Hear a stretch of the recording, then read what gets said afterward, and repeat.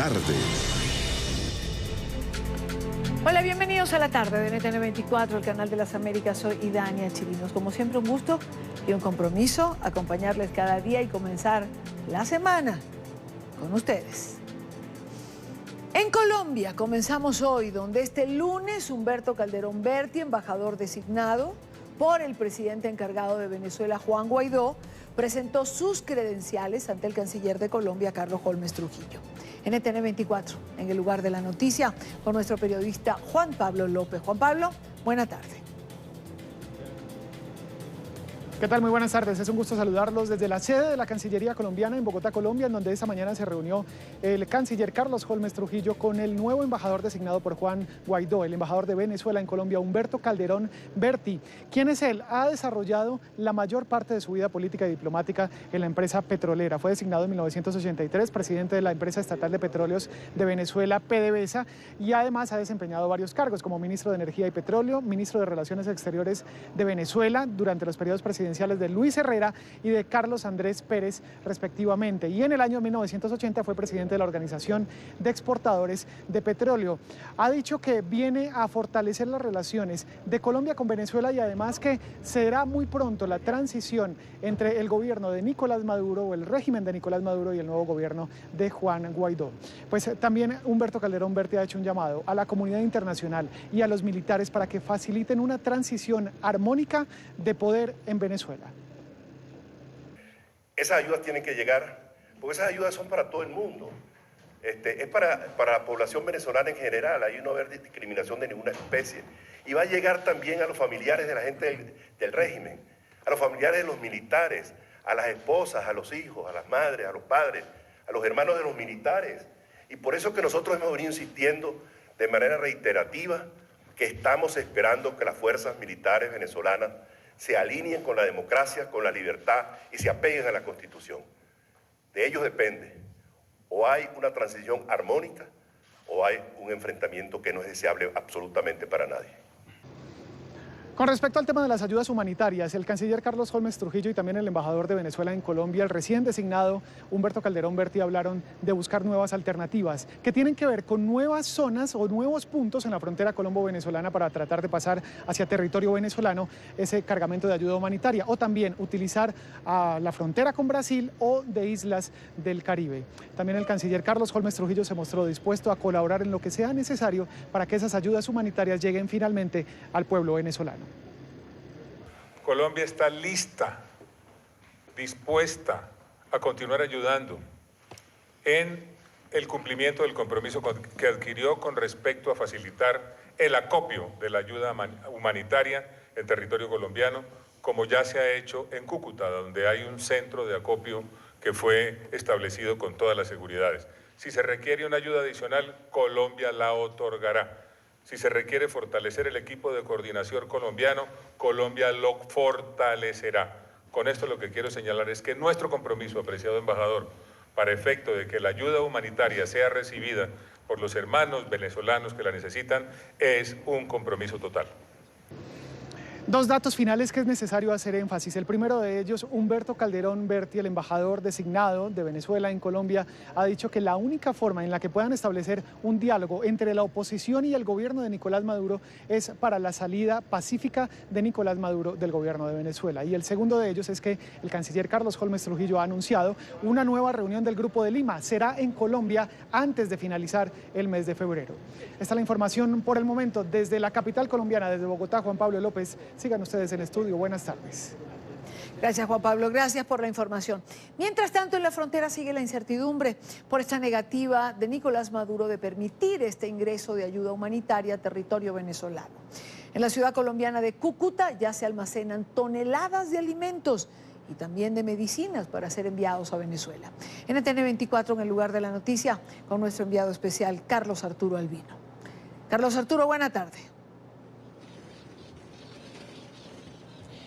Hola, buenas tardes, Idania. 31 grados centígrados, 4 y 7 minutos de la tarde. Estamos en el puente Francisco de Paula Santander, el otro puente que comunica Colombia con Venezuela. En este caso comunica el municipio de Ureña, en Venezuela. Miren, esta es la situación que se vive a esta hora. Continúa todavía la expectativa de las personas para que pase esta ayuda humanitaria. ¿Su nombre y apellido? Rosema Blanco. ¿Usted está de acuerdo que pase la ayuda humanitaria que está represada aquí en Cúcuta hacia territorio venezolano? Claro que estoy de acuerdo porque hay muchos niños venezolanos que están pasando mucho trabajo. Yo vengo de Caracas, Venezuela, y yo sé que allá en Caracas no se consiguen ni siquiera las medicinas ni los alimentos. Permítame, volteese un poco hacia la cámara para que todo el mundo la vea. Cuénteme, ¿qué parte de Caracas viene usted? De los Valles del Tuy. ¿Cuántos hijos tiene usted? 4. ¿Y aquí qué hacen? ¿Qué hacen en Cúcuta? Venimos al Centro de Esperanza a que nos den la merienda de todos los días. ¿Y dónde vive? En Ureña. ¿Qué significa para una madre que tener todos sus hijos ir a otro país para poder comer? Es duro. Es duro porque no es fácil. Y vivir alquilado tampoco es fácil. Y que te estén humillando tampoco es fácil. Y a mí me ha tocado pasar por todo esto. Ya nosotros tenemos un año aquí en Ureña. Y no es fácil que las humillaciones que yo he pasado y mis niños han pasado. ¿A quién dejó en Venezuela? A mi mamá. ¿Qué le dice a su mamá si la está viendo en este momento? Yo la quiero mucho y qué bueno que yo estoy aquí en la lucha para que Venezuela cambie. Porque tengo fe y esperanza de que Venezuela va a cambiar. ¿Cuál es su nombre? Rosimar Blanco. Rosimar, siga su marcha. Gracias. Bueno, y Dania, son historias conmovedoras como la de Rosimar. Conocimos las historias también de la señora María, una mujer de 65 años, y Dania y amigos televidentes, dejó a todos sus hijos y nietos en el estado Carabobo, en Venezuela, vino por acá buscando un futuro mejor y le ha tocado comer de manera gratis en un comedor comunitario porque no le alcanza el dinero. Tenemos hambre, bastante hambre. Tengo mi familia que está pasando bastante trabajo. María Lourdes tiene 65 años. Llegó del estado Carabobo, en Venezuela, para trabajar y conseguir algo de dinero para enviarles a sus hijos y nietos. Están pasando trabajo, hijo. Tienen comida. Mientras que yo me vaya a comer un plato de comida aquí, mis hijos allá no sé qué estarán comiendo. Mis nietos no sé qué están comiendo. Ella y cientos de personas más hacen largas filas para comer en la Casa de Paso Divina Providencia. María dice que no aguantó más el hambre en su país. Un dolor muy grande, bastante grande. Ve a mis hijos comiendo espagueti blanco, sancochado sin sal. Es fuerte, ¿verdad? Tras hacer la larga fila, hoy le tocó el número 152 para recibir su almuerzo. En la preparación del almuerzo estamos gastando un promedio de 1.500, de 1.600 kilos, porque gastamos 400 kilos de arroz, 400 kilos de carne, 200 kilos de granos. Así como ella, todos los días 4.000 personas aproximadamente reciben ayuda alimenticia en este lugar. Es algo de energía que les sirve para seguir viviendo. Y Dania, si estuviésemos a lo mejor en otras situaciones, pudiéramos cruzar de esta línea hacia territorio venezolano, pero los guardias nacionales bolivarianos nos han advertido que si lo hacemos podríamos tener graves consecuencias. Quisiéramos conocer un poco más el panorama que existe de este lado de la frontera, específicamente del lado venezolano, pero ya nos han advertido en varias oportunidades. Estas personas que ven acá, y quiero pedirle a mi camarógrafo que me ayude, son personas que ya se han abastecido de medicamentos, de medicinas, y van de regreso nuevamente a territorio venezolano. Ellos cruzan todos los días buscando alimentos. Mi señor, ¿cómo le va? Buenos días. Cuénteme, ¿qué lleva allí en sus bolsas? Veo que lleva algo de comida. Comida, sí, comida para nuestros hijos en Venezuela. ¿Usted qué parte de Venezuela vive? Yo vivo en Quiniquía, en el estado Táchira. ¿Y por qué no comprarlo allá, sino comprarlo acá? Porque allá no se consigue, allá está muy difícil, allá no se consigue. No se consigue la comida. ¿Qué lleva allí? Pollo y huevos y harina, lo que se puede. Usted tiene la oportunidad de cruzar hacia Cúcuta, pero los que viven en Caracas, ¿conoce historias de cómo hacen para poder comprar comida? No, yo de esa gente pues no tengo idea, pero nosotros pues nos toca venir aquí a Cúcuta porque estamos algo cerquita y... ¿Cuánto gastó acá? Pues como 110,000 pesos. ¿Para cuántos días? Pues como para unos 15 días, 22 días por ahí. Muchísimas gracias. Son las historias de las personas que cruzan diariamente y compran comida, la llevan hacia territorio venezolano porque es la misma historia. No consiguen comida en Venezuela, deben atravesar a otro país para poder conseguir abastecimiento. Son historias, y Dania, que aprietan el corazón, que desgarran el alma, Seguimos ya en esta transmisión, cumplimos 8 días en esta transmisión especial de NTN 24 desde las fronteras, cubriendo los 3 puentes, los 2 habilitados, que es el Simón Bolívar, el de Paula Santander y también el de Puente Tienditas, que no está habilitado, pero eso es el centro de la noticia porque ahí está toda la ayuda humanitaria represada, ya que el régimen de Maduro ha bloqueado ese puente y no permite pasar medicamentos, insumos y medicinas hacia el territorio venezolano. ¿Alguna consulta? Ninguna, Carlos Arturo, creo que está absolutamente todo bien explicado. Es una noticia en desarrollo, seguimos más o menos esperando qué es lo que va a ocurrir allí, cómo se va a pasar esta ayuda humanitaria. El presidente interino de Venezuela, Juan Guaidó, está en un acto público, seguramente convocará para la marcha de mañana y explicará qué es o cuáles son los pasos que se han dado hasta el momento. Gracias por la cobertura a Carlos Arturo Albino, allí en el puente Simón Bolívar, donde la noticia, como hemos dicho, está en desarrollo. Mientras tanto, en Venezuela se sigue clamando por esta ayuda. En redes sociales se están moviendo 2 hashtags. Uno, el primero, es crisis humanitaria y el segundo es Maduro, acéptalo. Así, médicos, enfermeras y pacientes en distintos hospitales públicos del país están mostrando fotografías de cómo se refleja la desidia en estos centros de salud.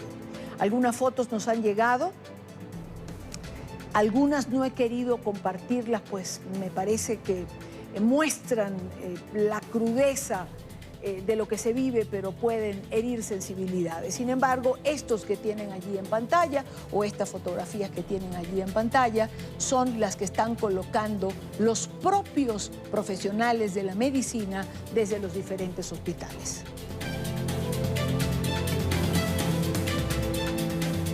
Son las 4:16 de la tarde. Revisamos otros temas que hacen parte de la agenda informativa.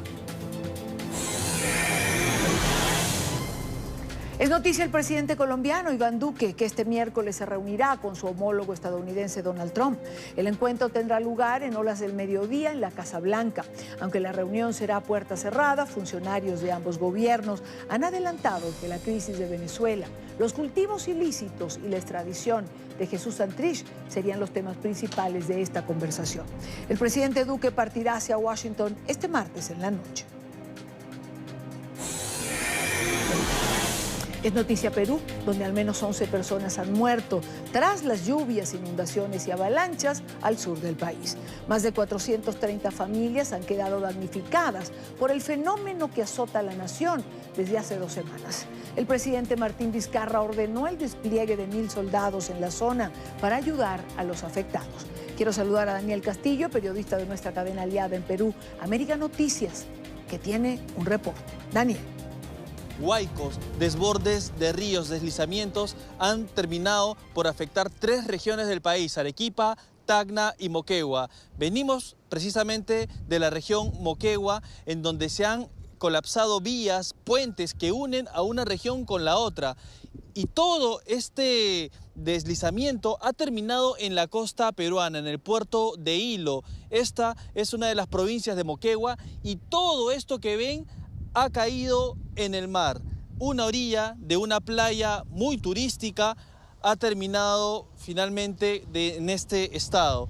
Vamos a pedirle a nuestro camarógrafo que por favor muestre cómo ha quedado este mar, que es un mar muy bonito, totalmente marrón, porque además esta catástrofe que ha ocurrido en el sur del país ha colapsado las redes de agua, desagüe y alcantarillado.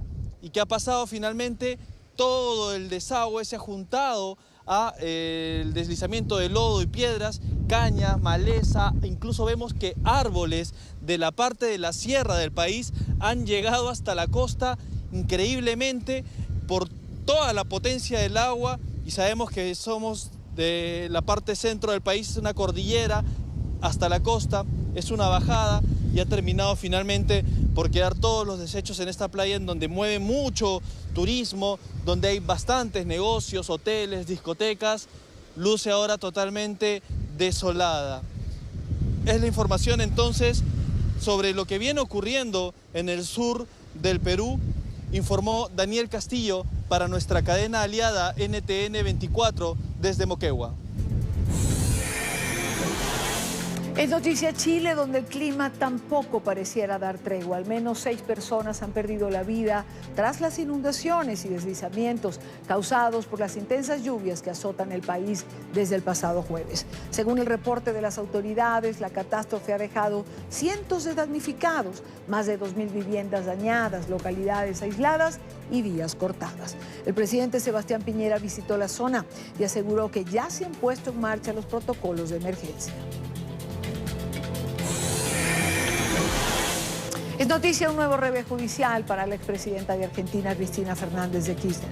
Víctor Manzanares, ex contador de la mandataria, declaró ante la Fiscalía por el caso conocido como los cuadernos de las coimas.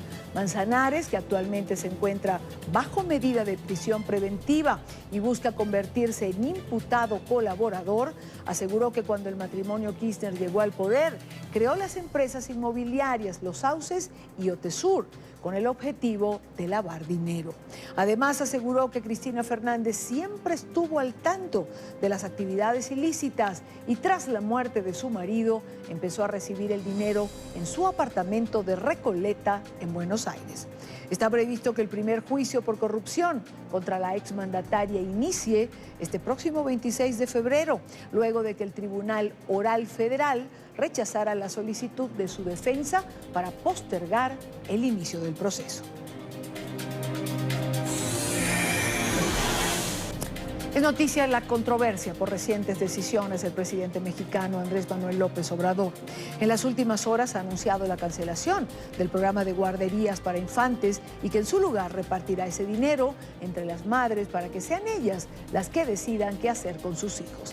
También ayer causó polémica por la administración del nuevo aeropuerto de la Ciudad de México, que será administrada por militares. Carlos del Valle tiene el reporte desde la capital mexicana. Carlos, buenas tardes. Hola, buenas tardes, te saludo con gusto desde la Ciudad de México. Bueno, pues ahora son los niños los que están en el centro de la polémica en la toma de decisiones de Andrés Manuel López Obrador.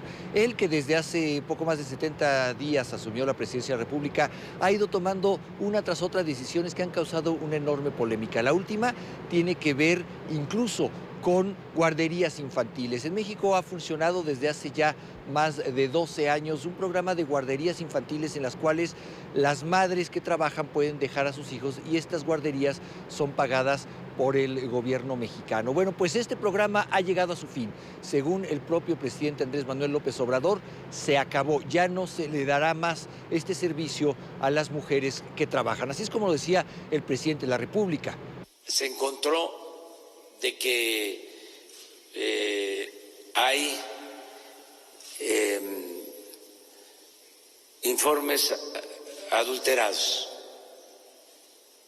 que no son en todos los casos los niños. La decisión es entregarle a los papás de los niños el apoyo.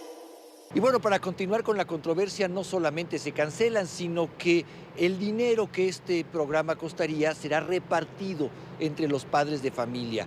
Recibirían alrededor de 800 pesos mexicanos. Esto es mucho menos de $50 lo que recibirían por cada uno de los hijos. Y a partir de ahí ellos podrían hacer con ese dinero lo que quisieran. Incluso una de las recomendaciones que ha hecho el gobierno federal es que ese dinero se lo den a los abuelitos de estos niños para que sean ellos los que cuiden a los niños mexicanos. Así lo decía el encargado de las finanzas en México, el secretario de Hacienda. En lugar de darle el dinero a las estancias infantiles, pues se le da a los papás y que los papás se lo den a las estancias infantiles o a lo mejor hagan otra cosa. Porque a lo mejor con eso se puede ayudar a la abuela que va a cuidar quizá mejor a los niños y niñas que las propias estancias infantiles. ¿Sí me explico? Dar flexibilidad a los padres de familia y no atarse con estancias infantiles en particular.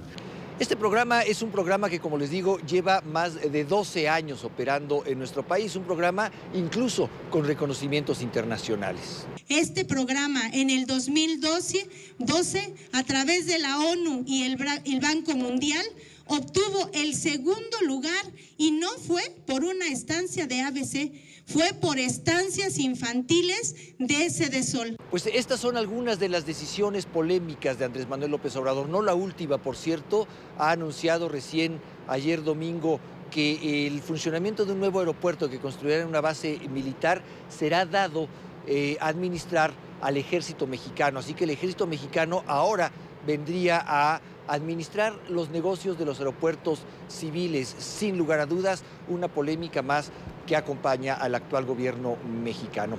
La información que tenemos desde Ciudad de México. Regresamos al estudio. Gracias, Carlos. Gracias por la información. Y precisamente sobre este tema es que quiero conversar con nuestro próximo invitado, Arnulfo Valdivia Machuca, ex embajador de México en Colombia entre 2013 y 2017 y vicepresidente de la Cámara de Inversionistas Mexicanos en Latinoamérica. Señor Valdivia, bienvenido. Gracias por acompañarnos. Muchísimas gracias, como siempre, Idania. Un gusto saludarles. El presidente López Obrador canceló la construcción del nuevo aeropuerto que impulsó el expresidente Peña Nieto. Finalmente, esa fue la decisión que tomó y que trajo descontento en el sector inversor. Pero ahora, además, la nueva terminal en Santa Lucía, en esta base militar, ha anunciado el día de ayer que sería administrado por el ejército y lo que resulte de esa administración también va a ser manejado por la Secretaría de Defensa, por el propio ejército. ¿Cómo entender esto? A ver, Idania querida, pues antes que nada yo debo de reafirmar y de confirmar el hecho de que para el sector privado ha sido profundamente grave la cancelación del proyecto del aeropuerto de la Ciudad de México, del nuevo aeropuerto internacional de la Ciudad de México. Porque yo puedo entender los motivos que de algún modo le generaron incomodidad al presidente López Obrador y su equipo, que tienen que ver con que se descubrieron una serie de malos manejos en la licitación de este nuevo aeropuerto. Pero el cancelarlo, desde nuestro punto de vista, no era la solución correcta. Es como decir que porque tienes un barco lleno de ratas, la solución, en vez de matar a las ratas, es hundir el barco. Y esto es lo que pasó con el nuevo aeropuerto. Era un proyecto estratégico que le iba a dar una competitividad importante a México y que es una lástima que la decisión haya sido cancelarlo en vez de limpiar los procedimientos. Dicho esto, y bueno, pues ya ante una decisión que hemos reprobado públicamente, de la cual nos hemos quejado públicamente, que como incorrecta, pues bueno, ya se tomó la decisión de cancelarlo, incluso se llevó ya adelante todo el proceso, pero surge ahora el tema de la terminal de Santa Lucía. Una terminal que es a todas luces impráctica, una terminal que está demasiado lejos del actual aeropuerto, con el que supuestamente será una conexión, pero bueno, pues si esa es la decisión, pues ellos como gobierno la están llevando adelante. Y lo que debo decirte es que a pesar de que todo esto son hechos que pues no hemos aprobado desde el sector privado y en lo particular, en lo personal, no me parecen las soluciones correctas por distintos temas técnicos, financieros, aeronáuticos, etcétera. Pero bueno, una vez tomada esta decisión, se anuncia ahora este tema del ejército administrando el nuevo aeropuerto. Y fíjate que de todo lo que te acabo de decir, Idania, eso probablemente es lo que menos nos asusta, es lo que menos me asusta, porque tiene un fondo práctico. Mira, donde se va a construir el nuevo aeropuerto de Santa Lucía es una base militar. El ejército está obligado, tiene la necesidad, mejor dicho, más que estar obligado, de sustituir esa base militar. Tú sabes lo que cuesta una base militar y en ese sentido, pues el gobierno actual no tiene los recursos para sustituir esa base. Por eso es que en una especie de concesión, diría yo, relativamente lógica, financieramente hablando, se le da el usufructo al ejército para que con los recursos que se vayan recogiendo de ese aeropuerto se pueda construir la nueva base militar. Claro, pero digamos, si lo que se ha planeado es hacer un aeropuerto alterno para salvar unos cuantos millones de pesos que implicaría un aeropuerto nuevo, el cual fue cancelado, ¿no tendría entonces que separarse lo militar de lo civil? Pues mira, lo que pasa es que, a ver, no estoy justificando de ninguna manera al gobierno de López Obrador, a mí me parece un error, pero lo que justifica en todo caso esta decisión, pues es que esos terrenos, desincorporarlos del uso militar para entonces después construir la base, es decir, todo ese procedimiento sería un procedimiento que jurídicamente, quiero entender, sería demasiado largo y no permitiría que este aeropuerto estuviera listo en los 3 años que el presidente López Obrador ha ofrecido. Quiero entender que ese es el fondo de la decisión de hacerlo de esta manera. Dicho eso, pues evidentemente, repito, no nos parece que sea la solución correcta. Si bien para ellos es la solución viable, no me parece que desde ningún punto de vista pudiera ser una solución óptima. La Secretaría de Energía, por otro lado, canceló una 4ª subasta eléctrica. Entiendo que esto es una herramienta que habría implementado el gobierno anterior para el desarrollo de energías limpias, que el plan inicial contempla que para el 2024 México pudiera producir, por ejemplo, el 35% de su energía con lo que se llama energía limpia. ¿Frena esto la inversión en este sector? Es decir, este tipo de anuncios, cancelar los eventos que ya se tienen planificados, ¿no frena la inversión privada? Por supuesto que sí, Dania. A ver, esta es otra manifestación de algo que, pues, digamos, el presidente López Obrador en campaña y posteriormente ya, digamos, pues como presidente en funciones, ha venido repitiendo una y otra vez, que es que se va a revisar la reforma energética. Y la reforma energética obviamente incluye la parte petrolera e incluye la parte de energía eléctrica. Y en este sentido, pues esto no es sino otra manifestación de esa, pues digamos, ya multicitada revisión a la reforma energética. Sin embargo, sí creemos que genera un ambiente de incertidumbre. No sabemos si la decisión de revisar esta 4ª ronda, esta 4ª licitación, pues lleva un fondo, digamos, de revisión administrativa, que en todo caso, pues sería comprensible y sería aceptable, o si realmente lleva un fondo de revisión de fondo, de revisión del concepto de licitar la posibilidad de generar energía eléctrica desde el sector privado. Si fuera de esto segundo, pues evidentemente es un freno a la inversión, es una traba a la inversión y es un regreso, creo yo, inaceptable a un estado de cosas anterior en donde el Estado era quien monopolizaba la producción, la transmisión, la distribución de la energía y que a todas luces fue un freno a la competitividad de México durante un siglo prácticamente. ¿Hay preocupación, Arnulfo, en el sector privado en México por medidas que haya tomado el actual presidente, el nuevo gobierno? A ver, Idania, lo que yo te podría decir es que el sector privado está siendo muy cauto. Nosotros hemos dicho que, y lo hemos dicho además repetidamente y desde todos los flancos del sector privado, que las buenas decisiones, las decisiones que ayuden al crecimiento de México, serán decisiones que acompañaremos de manera vigorosa y así lo hemos hecho.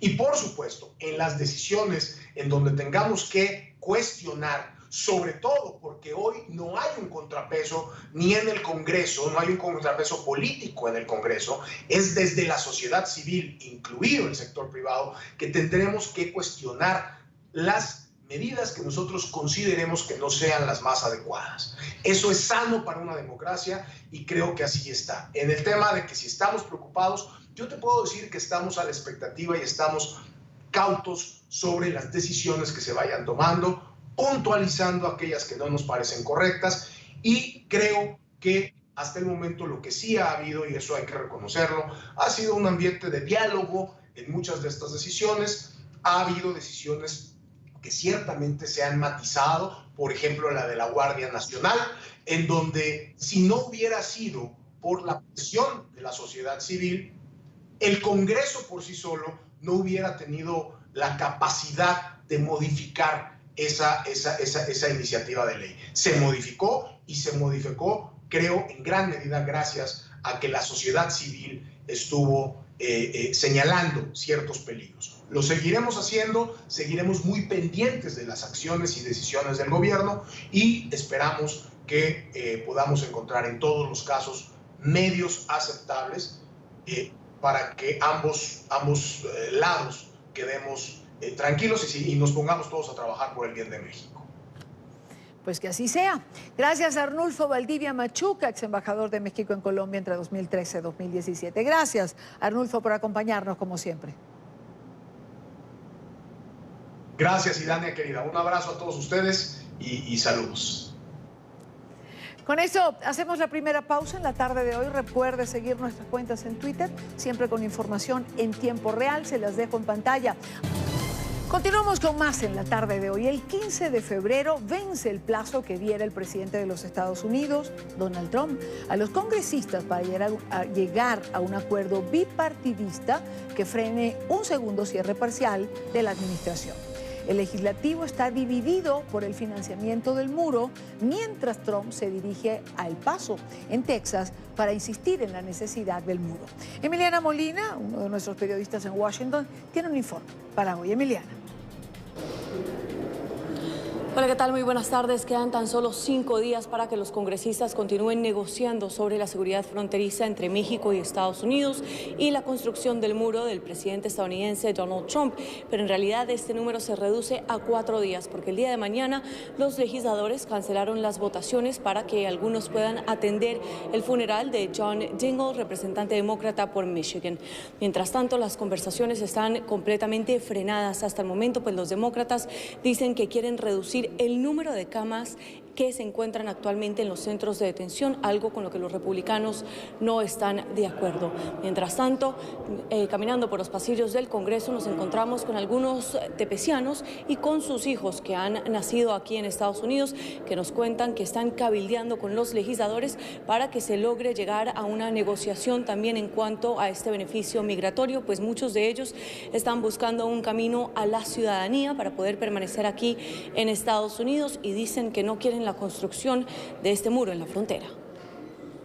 Nosotros estamos luchando por todos los 13 países que necesitamos una residencia permanente. Nosotros queremos tener una residencia permanente no solamente 3 años, que sería que en 3 años tendríamos que volver a luchar, como fue prometido por nuestro presidente. Yo sé que han habido algunas propuestas que dicen que quieren una negociación con el TPS y DACA juntos, pero la verdad que no queremos que nos usen como una moneda de cambio, sino que pase una legislatura limpia, sin tener que hacer intercambio por nada, porque no estamos aquí para hacer moneda de cambio.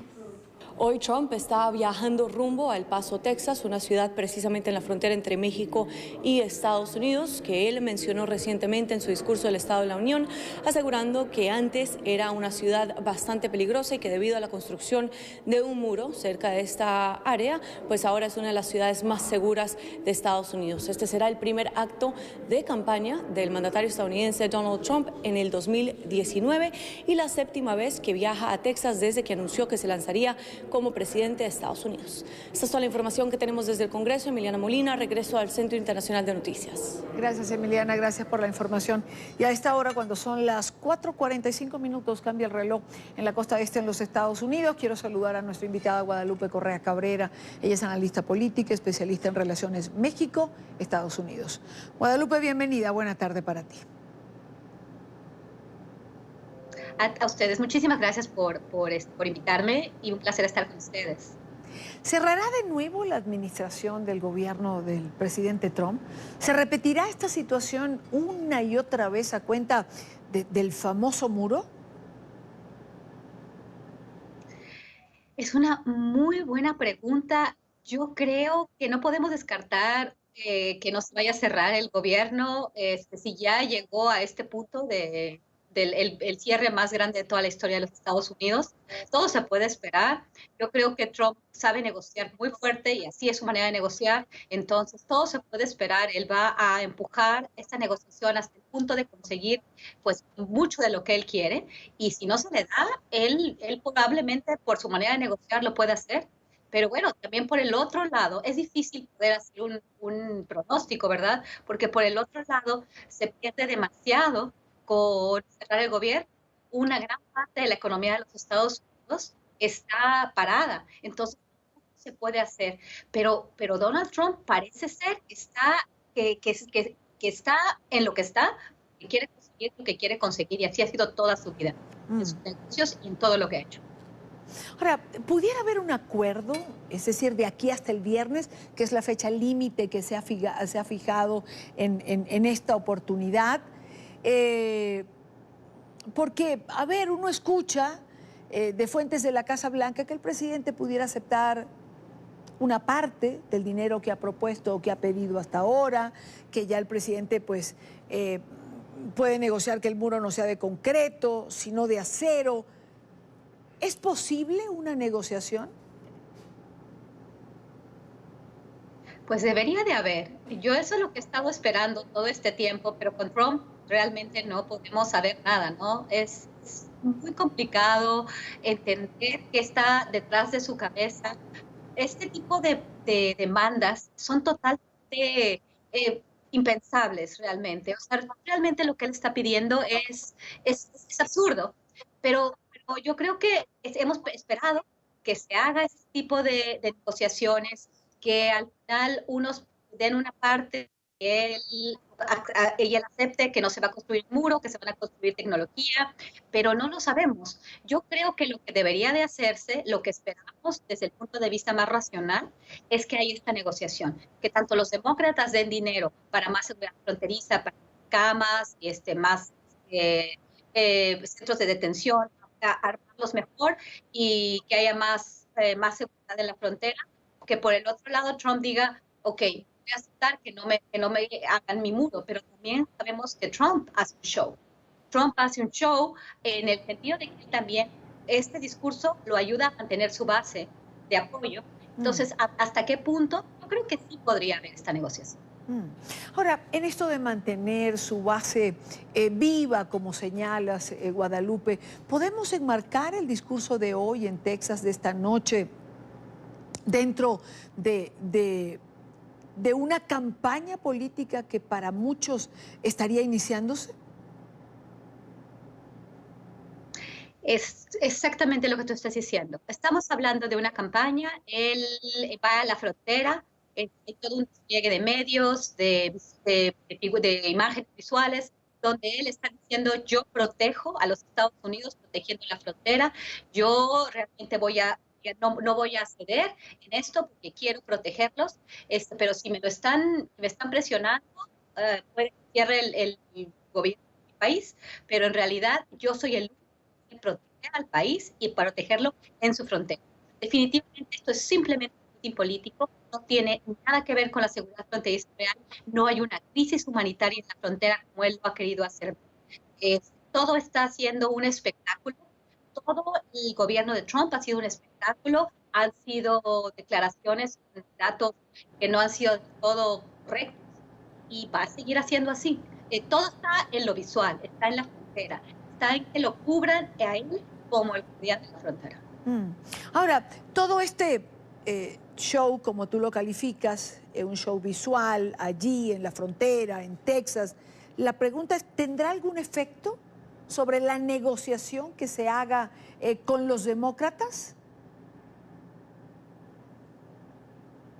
Yo creo que no, yo creo que ya este juego ya está muy entendido. Esto más bien es mantener esta base de apoyo, es un inicio tal vez de una campaña electoral para mantener esta base. Sabe él que puede jugar muy bien con esto y puede incluso ganar la presidencia de Estados Unidos, aunque muchos pensarían que no es cierto. Si él está haciendo esto, si él está cerrando el gobierno y la economía y una parte importante de la economía de Estados Unidos por tanto tiempo, está jugando este juego que para unos es totalmente irracional, es porque le está dando réditos y porque le va a seguir dando réditos. En realidad, parece una cosa muy interesante que él esté en El Paso, que es una de las ciudades fronterizas más seguras y una de las ciudades de los Estados Unidos más seguras. Esto es un show, simplemente de la frontera. Es sobre la capacidad que él tiene de dar su discurso. Entonces, podemos esperarlo todo de él, podemos esperar todo de un cierre, pero que vaya a cambiar mucho las cosas el día de hoy. Pues no, ya lo conocemos, él ya conoce a sus contrapartes, va a ser más lo mismo. Quiero agradecer a Guadalupe Correa Cabrera, analista política, especialista en relaciones México-Estados Unidos, por estos minutos con nosotros en NTN 24. Muchas gracias, Idania. Un placer estar con ustedes, como siempre. Seguimos con más. El representante del gobierno interino de Venezuela ante la Organización de Estados Americanos, Gustavo Tarre, se reunió este lunes con la secretaria para el fortalecimiento de la democracia del organismo con el fin de activar mecanismos de colaboración para la celebración de elecciones libres y transparentes. El encuentro se enmarca dentro de la hoja de ruta planteada por el presidente encargado, Juan Guaidó, para la transición política en Venezuela. Carolina Valladares tiene el reporte en Washington.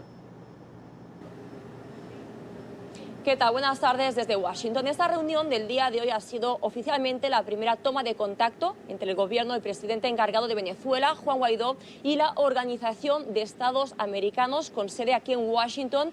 Lo que se pretende es intentar llevar a cabo lo antes posible ese proceso democrático que terminaría con la convocatoria de elecciones libres. Es por ello que a la salida de la reunión con la Secretaría de Fortalecimiento de la Democracia, un organismo dependiente de la OEA, que el embajador del gobierno encargado de Guaidó, Gustavo Tarre, ha dicho que han acordado poner ya en marcha un proceso electoral. Ello consistiría, por ejemplo, en buscar nuevos rectores que dice serán elegidos por la sociedad, rectores que tendrían que ser posteriormente confirmados, dijo, por Asamblea Nacional, y también buscar el objetivo, dice, de que nunca más en el futuro el resultado de las elecciones en Venezuela tenga que pasar por el control del Palacio de Miraflores.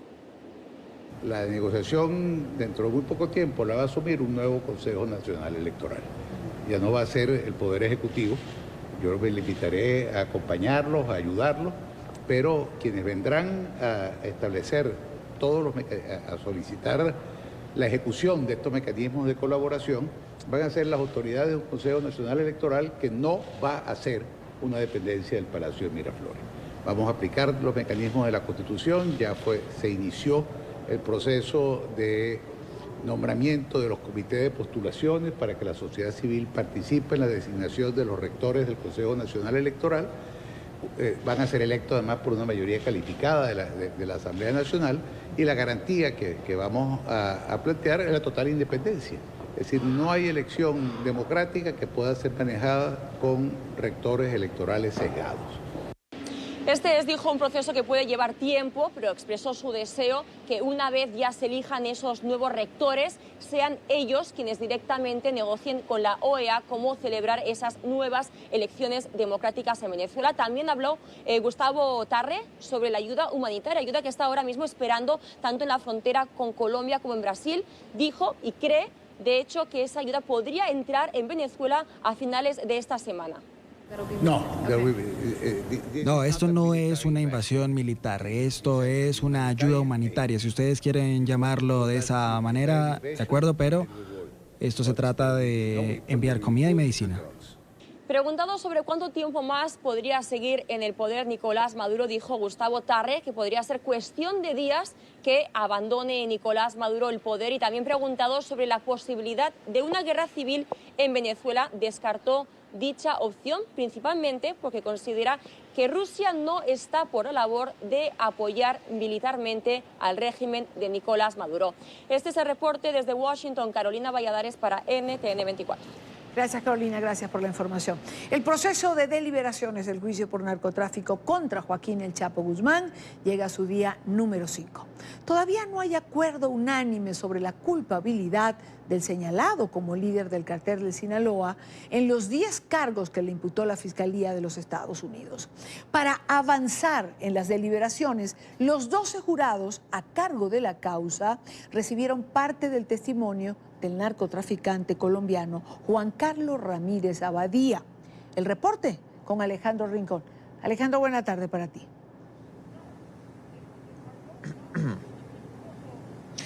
Hola Idania, televidentes del canal de las Américas, nos conectamos con ustedes desde la Corte Federal del Distrito Este de Nueva York, en donde ha concluido este día número 5 de deliberaciones de los 12 jurados a cargo de la causa por narcotráfico en contra del presunto líder del cártel de Sinaloa.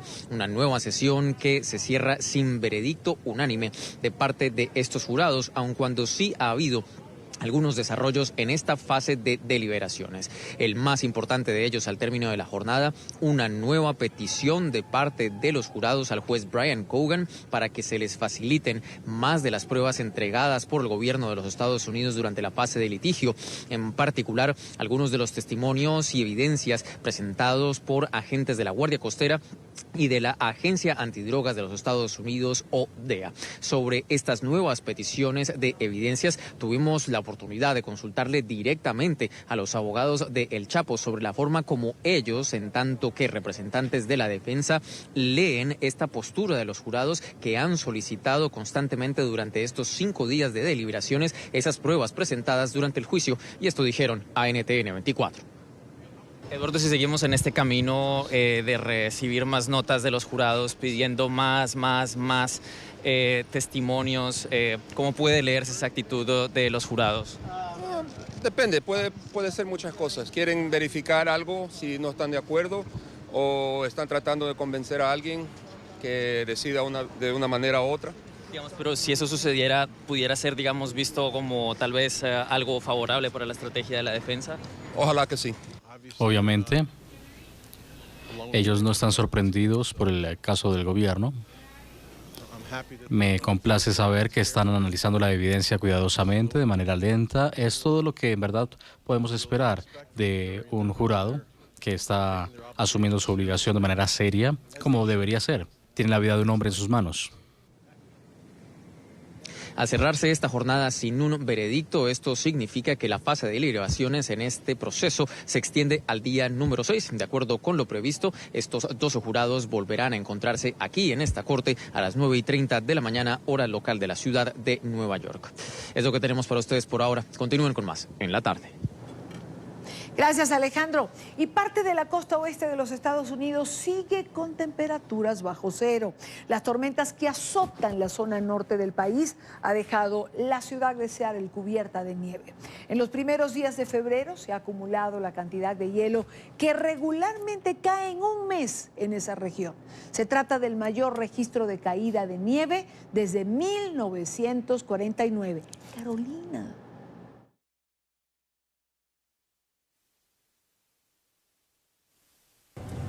Call the front head plow.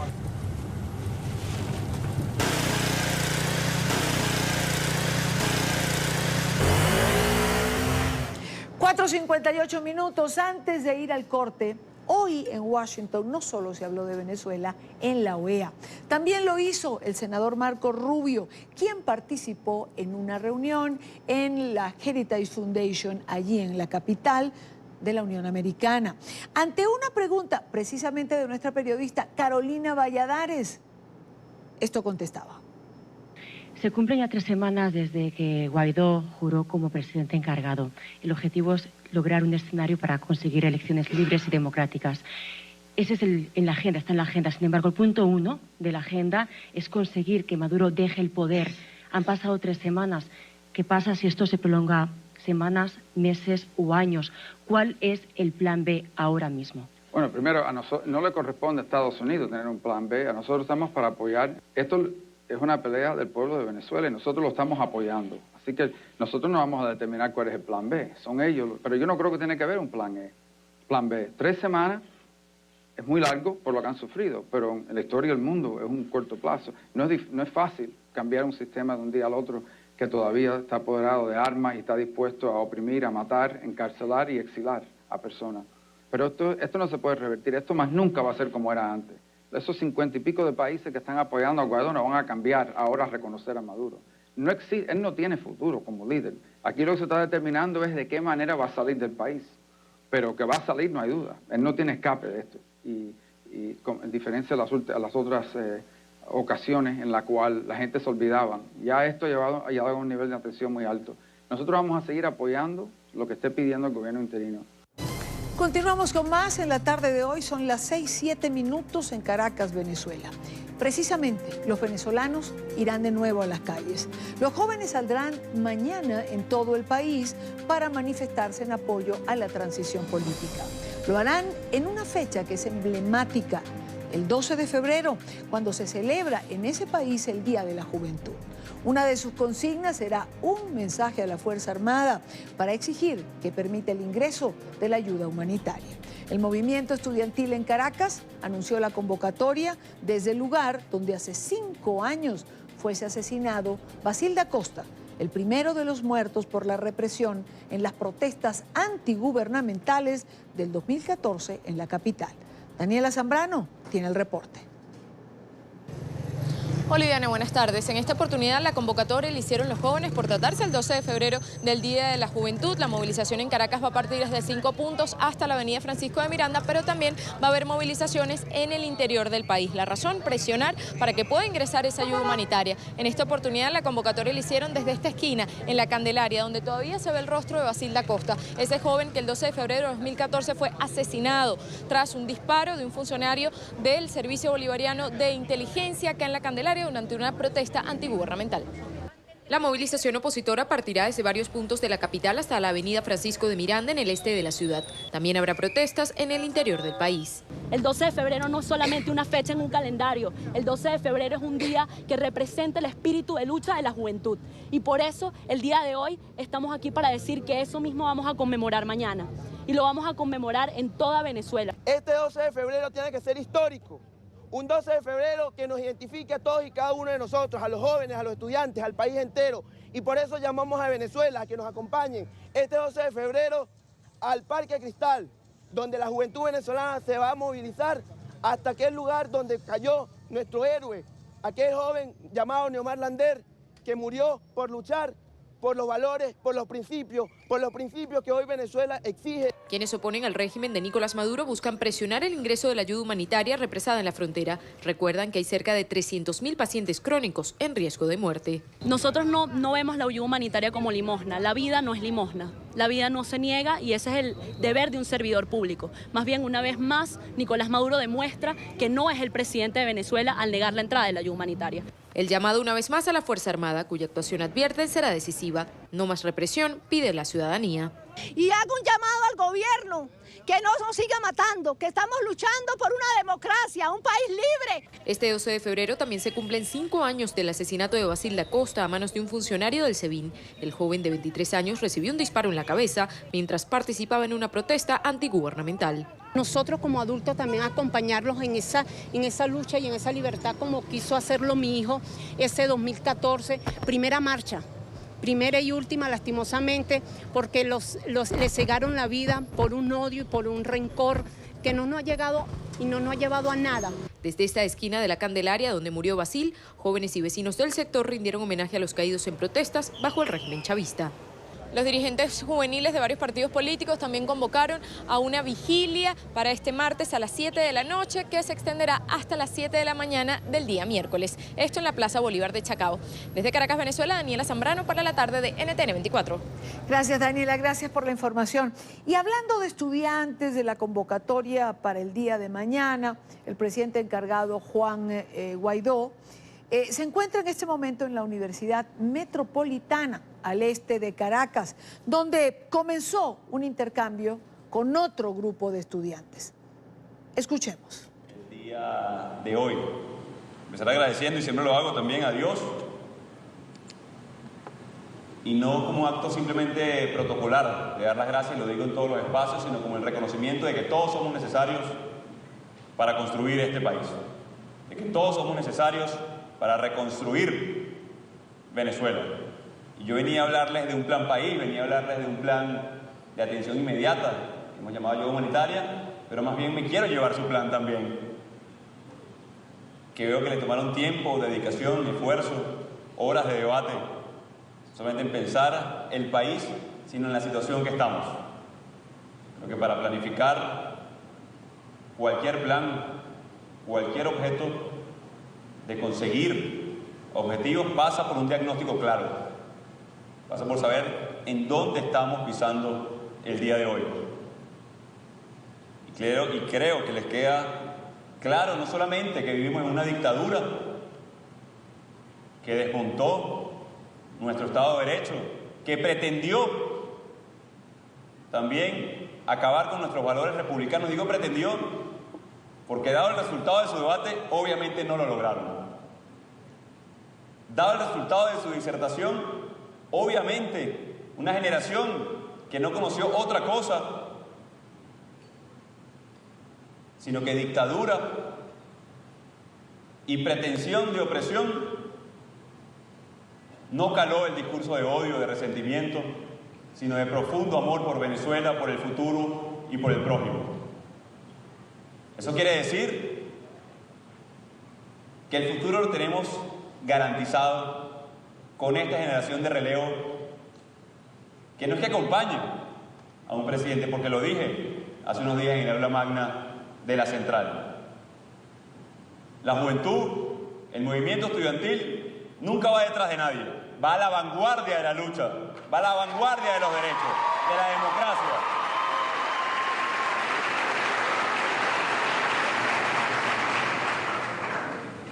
No permitan nunca y no permitamos más como sociedad un cheque en blanco a nadie. Los contrapesos necesarios de la sociedad, los que construyen democracia, son precisamente esa construcción colaborativa en cada uno de los espacios. Hoy nos enfrentamos a la peor crisis que ha vivido Venezuela. Es el presidente interino de Venezuela, Juan Guaidó, en un acto que se desarrolla en este momento en la Universidad Metropolitana de Caracas, donde habla a la juventud.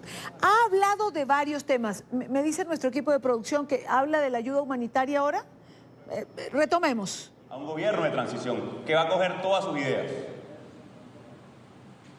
que va a estabilizar el país, que debe generar gobernabilidad, que sabemos claramente qué hacer las primeras 48 horas, que debemos hacer y atender la emergencia humanitaria compleja, contener la emergencia sanitaria, garantizar el suministro y la alimentación en cada sector de Venezuela, pero también reinstitucionalizar. Y lo hablaba afuera. El día que presentamos el Plan País, ese día amenazaron a mi familia. Lo presentamos en la Universidad Central de Venezuela y fue una unidad del FAES a tratar de intimidar. Ese día me di cuenta que el Plan País más importante precisamente es la familia, la reunificación de la familia, el fortalecimiento de ese núcleo, de esa institución fundamental, el reunirnos de nuevo. Pero también que debemos avanzar en hacerlo realidad, materializarlo. Y ustedes tienen un gran rol en este proceso. Esas ideas que presentaron hoy debemos llevarlas también al Parlamento. Esas ideas que presentaron hoy debemos llevarlas mañana a las calles de Venezuela. Y debemos reinstitucionalizar, ¿para qué? Para generar unas elecciones libres. ¿Qué significa unas elecciones libres con instituciones reales? Democracia. Y durante mucho tiempo, y lo dije afuera y lo dije también hace unos días en la Central, escuchamos decir: ¿con qué se come la democracia? ¿Con qué se come eso de la libertad de expresión? Como haciendo desdén de un elemento central, pero también subestimando una gran parte importante de la población.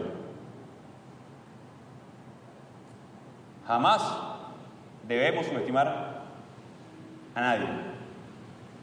Por el contrario, incorporar. Por el contrario, llevar nuestras ideas a todos los espacios.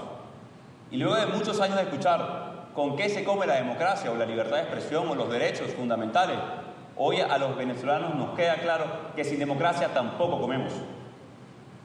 Que sin libertad de expresión tampoco hay contrapeso. Y que es fundamental cualquier elemento y el respeto a cada ciudadano. Así que, jóvenes, griten con brío. griten con brío.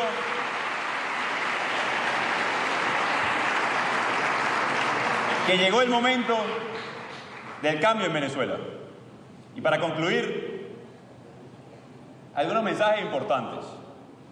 Hoy el régimen cree, y los usurpadores, que el tiempo juega a su favor. Hoy los que usurpan Miraflores creen que pueden normalizar el conflicto y estabilizar la urgencia para tratar de, como todos han intentado en los últimos años, mantenerse ahí a costillas del resto de Venezuela. Y le tengo un mensaje muy claro al régimen y quien hoy usurpa Miraflores. Que vea este auditorio, que vea el día de mañana las calles de Venezuela. El tiempo es de ustedes, el futuro ya lo tienen ganado. El futuro es de Venezuela.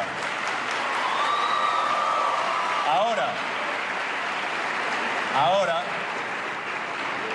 ese futuro lo construimos hoy. Ese futuro lo logramos hoy día a día. Y por eso mañana reiteramos la convocatoria 10 de la mañana. 6 puntos de salida. Sé que el movimiento estudiantil y los jóvenes se van a aglutinar en Parque Cristal. Pero hay otros 5 puntos de salida. Y un mensaje, que lo deseo y lo debo repetir, a nuestros enemigos. Y no se equivoquen, no son los que están en Miraflores, ya están derrotados.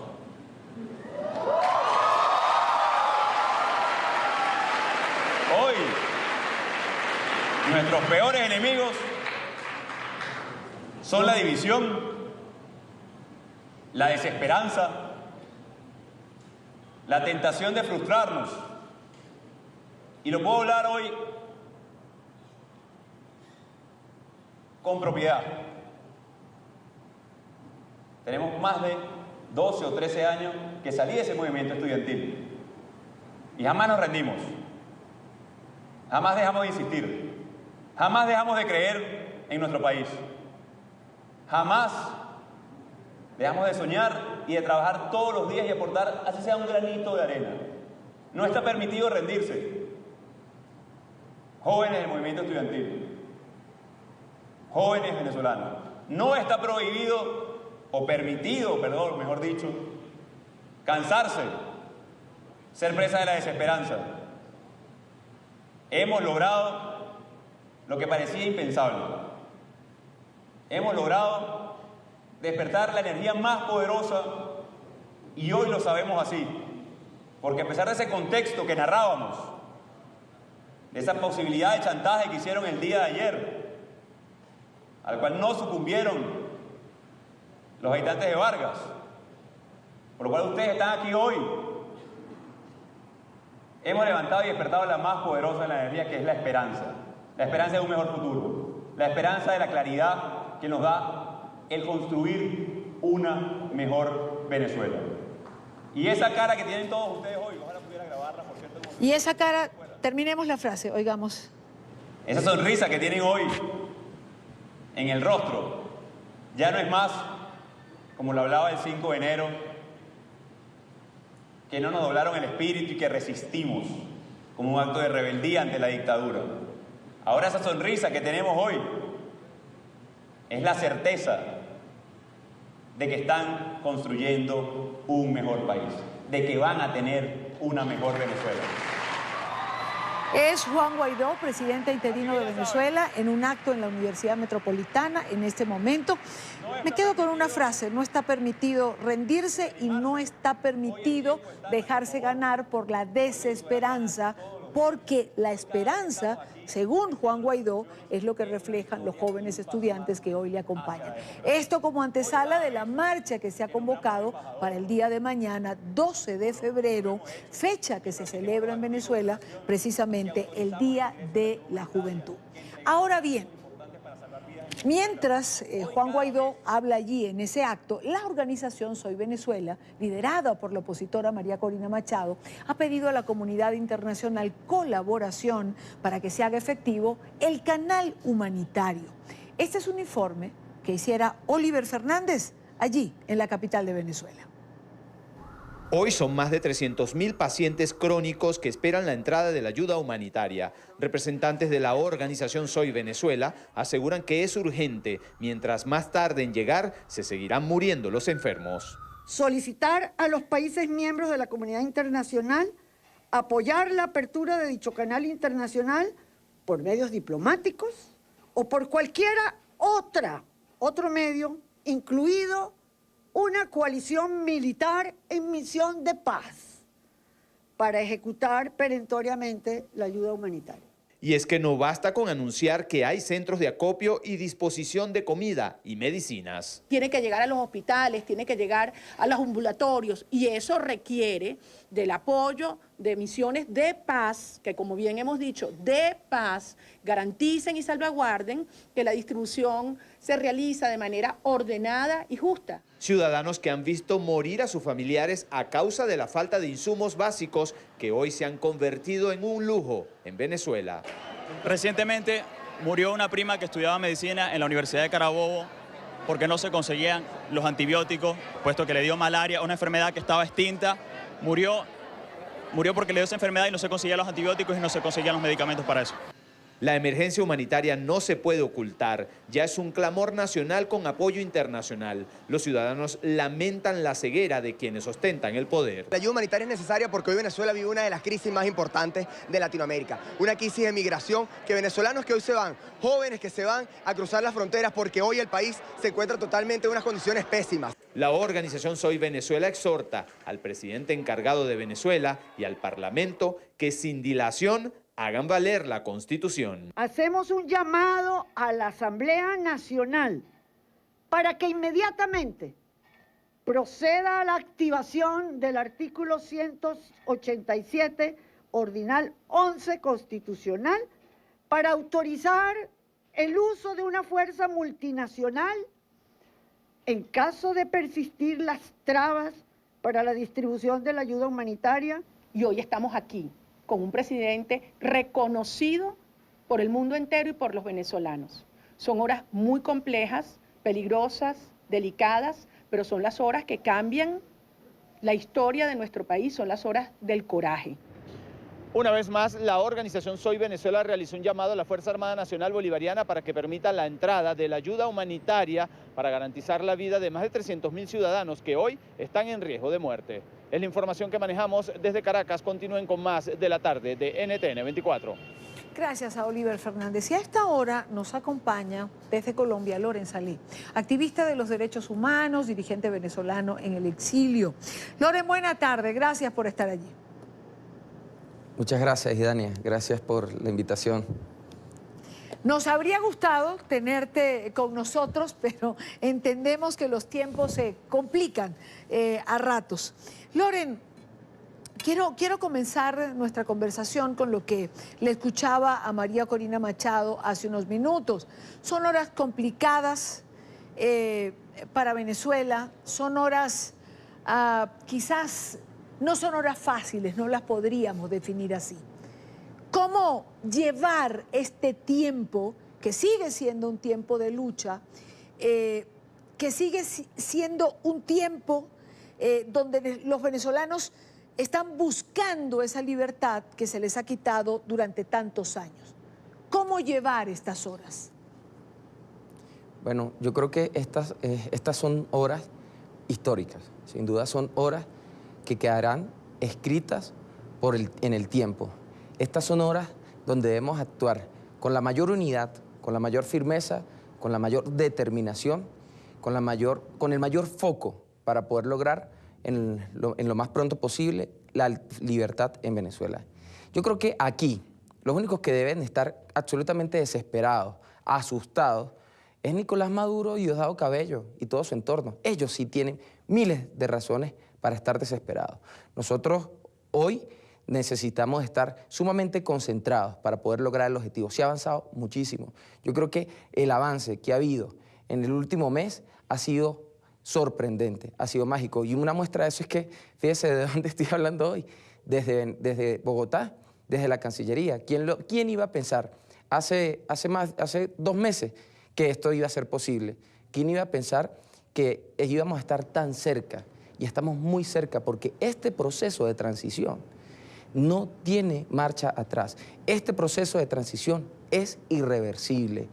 Y todo el esfuerzo que se está haciendo desde la Asamblea Nacional, en la cabeza de nuestro presidente Juan Guaidó, el esfuerzo que están haciendo todos los cancilleres, gobiernos y organismos internacionales del mundo para concretar la democracia en Venezuela no es en vano.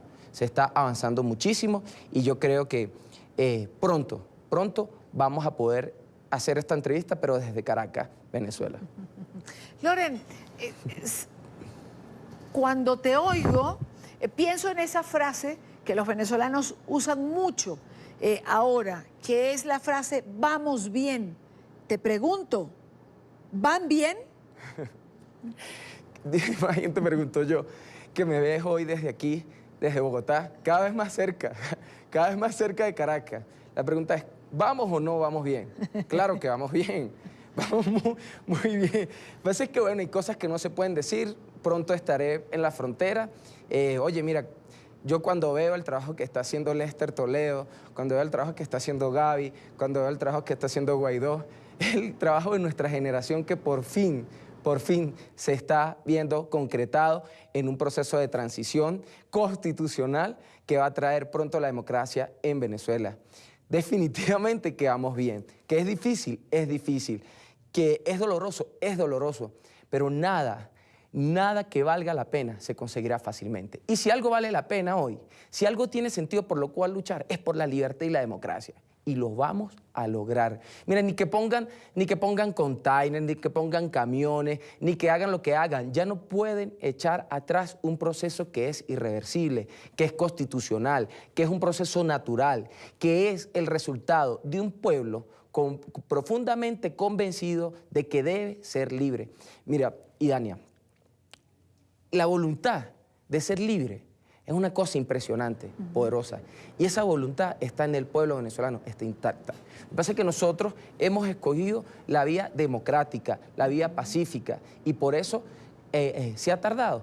Pero bueno, hemos aprendido, hemos madurado, hemos crecido, y hoy estamos cada vez más cerca de llegar a la democracia.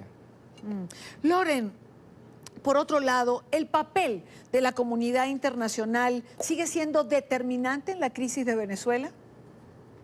Absolutamente. En horas de la mañana aterricé en Bogotá, venía de la Ciudad de México, estuve una semana trabajando en México, anterior a eso estuve una semana trabajando en Chile y en Costa Rica. Absolutamente determinante. Y mira, es sorprendente el esfuerzo que están haciendo los cancilleres del Grupo de Lima. Es bellísimo el esfuerzo que están haciendo además los senadores, diputados, congresistas en México, en Colombia, en Chile, en Argentina, en toda América Latina y en la Unión Europea. El esfuerzo que se está haciendo de la comunidad internacional es de verdad asombroso. Yo estoy conmovido, he llorado, me he emocionado ver cómo se está avanzando en este proceso. El trabajo de la comunidad internacional y especialmente el trabajo de América Latina es absolutamente determinante porque esto se trata de derechos humanos, esto se trata de la dignidad humana. Y cuando es un tema de derechos humanos y de democracia, no existen fronteras, no existen pasaportes, no existen nacionalidades, solo existe la humanidad. Y hoy lo que estamos defendiendo es el derecho a la vida, el derecho a vivir que deben tener los venezolanos. Yo estuve en México. Mira, y aunque quisieron tratar de desviar y conseguir oxígeno en Montevideo, la respuesta que se dio desde el Senado mexicano fue increíble. Estuve ahí presente, me invitaron a estar en el pleno del Senado y ahí estábamos con el PAN, con el PRI, con el PRD, con el Movimiento Ciudadano, con el Partido Verde, incluso con el mismo diputados de Morena. Y de verdad están determinados en la comunidad internacional de ayudar a este nuevo gobierno de transición. Porque aquí incluso, más allá de sacar a Maduro, aquí se trata de sacar un gobierno de transición adelante. Y esto lo saben las fuerzas económicas y políticas de la región. Aquí saben que nosotros estamos sacando adelante un gobierno de transición y que estamos preparándonos para levantar esta nación y que vamos a necesitar además el apoyo de las fuerzas económicas también de América Latina para que se invierta, para sacar adelante la productividad. Es emocionante solo pensar cómo va a ser de bonito ese proceso de reconstruir y levantar Venezuela. Emociona y anima a muchos a invertir en este proceso de transición democrática que se vive en Venezuela. Vienes de una gira internacional, has estado, nos acabas de decir, en Costa Rica, en Chile, en México. ¿Qué te has encontrado en los diferentes pueblos, más allá de las reuniones con los líderes políticos de todos estos países? Como dice, no me toquen ese bal porque me mata, porque mira, lo que yo me he encontrado ha sido un pueblo latinoamericano completamente volcado y solidarizado con el pueblo venezolano. Cuando yo paso por América Latina y veo cómo han abrazado, han acogido a los venezolanos, oye, el corazón a uno se le arruga y es muy difícil no conmoverse por esto. Yo estaba en México y aunque Nicolás Maduro y Diosdado Cabello intentan desvirtuar y decir que México apoya a Nicolás Maduro, la verdad es que el pueblo mexicano, la gran mayoría del pueblo mexicano desea profundamente que Venezuela viva en democracia. Y esto es algo que se repite en todos nuestros países latinoamericanos. Y no solamente desde el común, con las personas que uno se encuentra en la calle, sino desde el sector académico e intelectual, desde el sector empresarial, económico, los sindicatos. Mira, he estado dando foros, he estado haciendo conversatorios, además de las reuniones con gobiernos y poderes legislativos. Y oye, y el nivel de cercanía que sienten con Venezuela es mágico. Ayer en la tarde estaba reunido con el cardenal de México y ver cómo él entiende y atiende la situación mexicana, la situación venezolana, el cardenal de México, bueno, es sorprendente. Mira, a nosotros nos apoya el mundo y a Diosdado Cabello y a Nicolás Maduro los rechaza el mundo. Por eso ellos deben pensar bien lo que van a hacer. Ellos tienen la oportunidad o de entregar ya, bajar esos fusiles y entregar el poder o sufrir las peores consecuencias. Porque la verdad es que no hay otra. O sea, Venezuela va a ser libre y va a ser libre pronto. Y así que tanto ellos como todas las Fuerzas Armadas deben saber y pensar bien lo que van a hacer. Porque esto es un proceso natural. Claro. Y cuando se dan estos procesos sociales naturales, nada lo pueden detener, definitivamente. Loren, una última pregunta.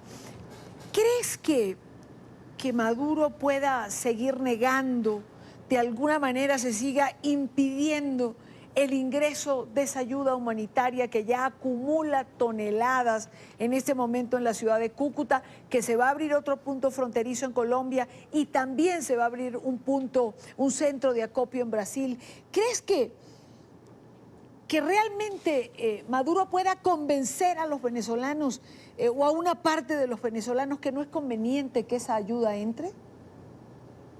Mira, y Dani, lo digo con absoluta responsabilidad y la asumo. Por las buenas o por las malas, los alimentos, los medicamentos van a entrar a Venezuela, por las buenas o por las malas. Porque no, la soberbia de 5 hombres no vale más que la vida de 30 millones de venezolanos. No vale más. Venezuela hoy vive una crisis humanitaria profunda. Hoy en Venezuela, los venezolanos necesitan comer y necesitan medicamentos. Y no vamos a permitir que sigan impidiendo que el pueblo venezolano tenga derecho a vivir. Esos medicamentos, esos alimentos van a ingresar. Que lo sepa bien, señor Nicolás Maduro, señor Diosdado Cabello, ustedes, su soberbia, su arrogancia, su ignorancia, no es más poderosa que la voluntad de un pueblo que quiere ser libre. No va a poder más que toda una coalición internacional que está decidida a darle fin a la usurpación del poder y sacar adelante un gobierno de transición para que finalmente haya elecciones libres en Venezuela. Por las buenas o por las malas, los venezolanos van a vivir y van a comer prontamente. Loren Alea, activista de derechos humanos, dirigente venezolano en el exilio, en la Cancillería en Colombia. Loren, gracias por estar estos minutos con nosotros. Gracias, Idania. Muchísimas gracias. Muy buena tarde para ti. Con esto vamos rápidamente a la pausa, no sin antes invitarlos a que se suscriban a nuestro canal en YouTube, NTN24. Allí lo tienen, www.youtube.com/NTN24. Entrevistas, reportajes y sobre todo la señal en vivo de nuestro canal. Son las 5:43 minutos hora costa este de los Estados Unidos, 7:44 minutos, acaba de cambiar el reloj en Buenos Aires, en Argentina.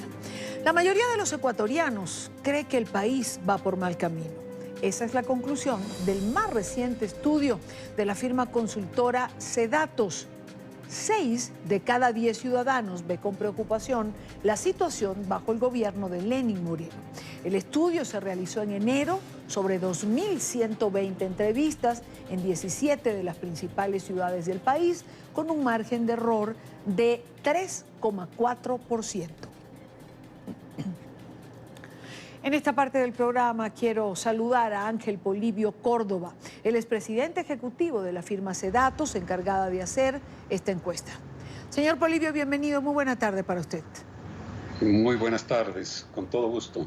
Gracias, gracias por acompañarnos. Caramba, me llamó muchísimo la atención la cifra exacta de que un 63,4% de la población del Ecuador sienta que van por mal camino. ¿Qué variables pesan sobre los ecuatorianos para tener esta percepción?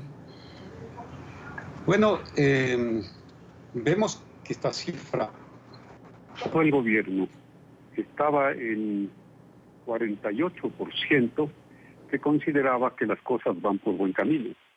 Incluso en julio era el 49%, pero comenzó un descenso hasta el punto que en julio del año 2018 se situó en 26,5%. Había una gran expectativa con el nuevo gobierno y sobre todo como se fueron descubriendo tantas cosas por lo que había sucedido en la década anterior y con el manejo de la economía que se volvía cada vez más difícil, pues veían que no iba a ser tan fácil pues superar la situación que se había ubicado ya en forma general en el país. Y a julio del año anterior ese buen camino bajó a 26,5% y ahora tenemos pues a fines del mes de enero está en 23,6%. Y por eso también vemos pues que el optimismo de los ecuatorianos, que estaba en 52% cuando inició el gobierno de Lenín Moreno, ha caído de tal manera que ahora ese optimismo está nada menos que en 21,5%. Y el 40% de la población dice que la situación del Ecuador más bien va peor, va a estar peor en el futuro. El pesimismo está en 40%. Caray. Y que seguirá igual. Claro, es una percepción muy alta, es decir, no solamente que va por mal camino, sino que piensa que puede empeorar. ¿Cuáles son esas necesidades no satisfechas o esos problemas que los ecuatorianos identifican para que ese pesimismo los embargue de esta manera? Claro, el principal problema que tiene el país y que lo viene registrando desde el año 2017 era el desempleo y sigue siendo el desempleo. Entonces, cuando comenzó el gobierno tenía un 28,2% como el principal problema del país. Bajó algo a finales del año anterior, en octubre, esta cifra del desempleo y del subempleo, pero nuevamente viene a situarse en el principal problema a fines del mes pasado, con 26%. Esto va de la mano de los problemas económicos del país, la carestía, la pobreza, una deuda externa sumamente alta.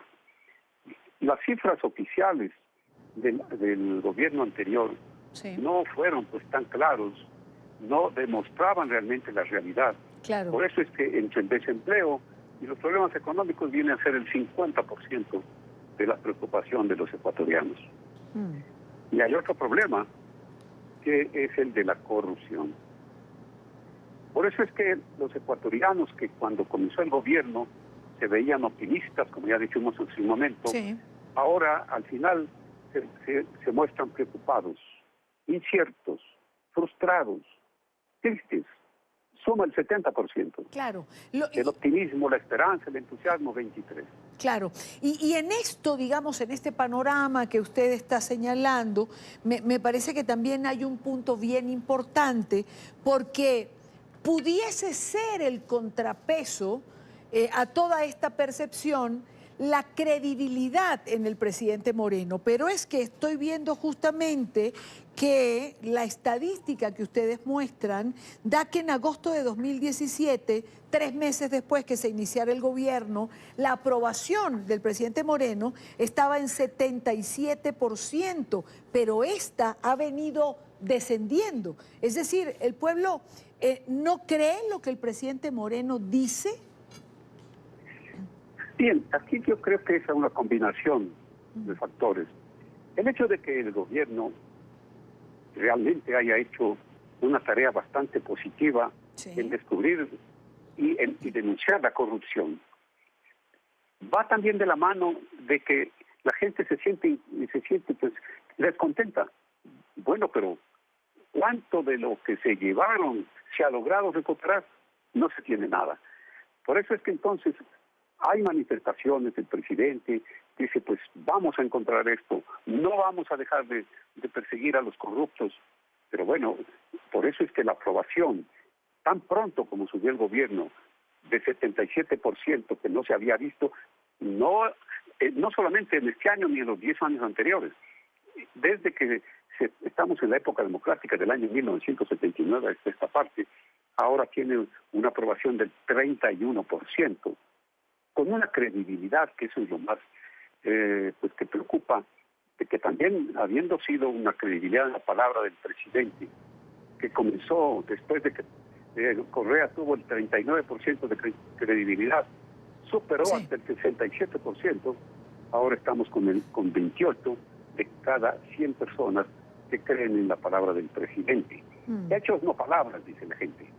Y eso es lo que hay una expectativa, sobre todo, de que el manejo del gobierno sea de tal manera de que se abran fuentes de empleo, que se encuentre la forma de superar el problema económico y del alto endeudamiento externo. Claro. Un problema que también, yo creo que también en Colombia y muchos otros países lo sufren, es la migración extranjera. Ahora tienen 8%, 7% de peso y pues causa también mucha preocupación en la población. Claro, evidentemente. Ahora, una última pregunta, señor Polibio. Es decir, según estos datos del que arroja la encuesta, uno pudiera pensar que el gobierno de Lenín Moreno entonces tiene mayor percepción positiva fuera, en el exterior, que el que evidentemente está teniendo dentro. Es posible, porque es diferente estar en el Ecuador viendo cómo la población se siente tan preocupada por la economía, por la pobreza, por la carestía de la vida, por el desempleo. Y desde luego, pues el presidente tiene siempre un mensaje positivo. Eso es algo que no lo podemos negar. Ha llamado al diálogo. Es un ejecutivo que nunca se cierra para poder hablar y tratar sobre los problemas que existen en el país. Y eso en la imagen internacional es muy positiva. Por eso es que su actitud y forma de ser tiene un 35% de aprobación frente al 28% de credibilidad y al 31% de aprobación a la gestión. Sí. Está bien, presidente, le dicen, pero vamos haciendo las cosas efectivas. Y esa es la esperanza que se tiene para el futuro. Pues ojalá y se haga efectiva esa solución que espera el pueblo ecuatoriano. Señor Polibio, muchísimas gracias por habernos acompañado en la tarde de hoy. Con todo gusto.